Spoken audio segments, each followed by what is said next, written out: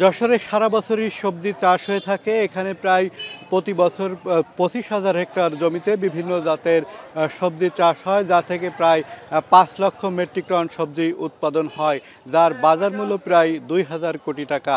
প্রান্তিক চাষি রয়েছেন, বলছেন যে তারা সবজির ন্যায্য মূল্যটি পান না। অন্যদিকে যারা ব্যবসায়ী রয়েছেন, তারা সেই ব্যবসায়ী সিন্ডিকেটের মাধ্যমে এই সবজির দামটি বৃদ্ধি করে থাকে, ফলে তারা ক্ষতিগ্রস্ত হন। তবে আজকের বাজারে আমরা দেখেছি যে ১ কেজি পটল ১০ থেকে ১২ টাকা এবং কচুরমুখী ৫০ থেকে ৫৫ টাকা দরে বিক্রি হচ্ছে। এই সবজিটি আসলে যে খুচরা বাজারে গিয়ে কিন্তু আরও ২ গুণ ৩ গুণ দামে বিক্রি হয়। সেক্ষেত্রে কিন্তু যারা কৃষক রয়েছেন তারা যেমন ক্ষতিগ্রস্ত হয়, যারা ভোক্তা রয়েছেন তারাও ক্ষতিগ্রস্ত হয়।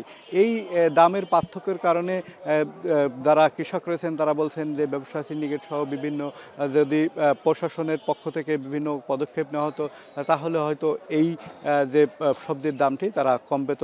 বাজার ব্যবস্থা পরিবর্তন করতে পারলে এই সবজির দামটি কমতো, এমনটি বলেছেন যারা কৃষি কর্মকর্তা রয়েছেন। এই ছিল এখান থেকে আমার কাছে সর্বশেষ।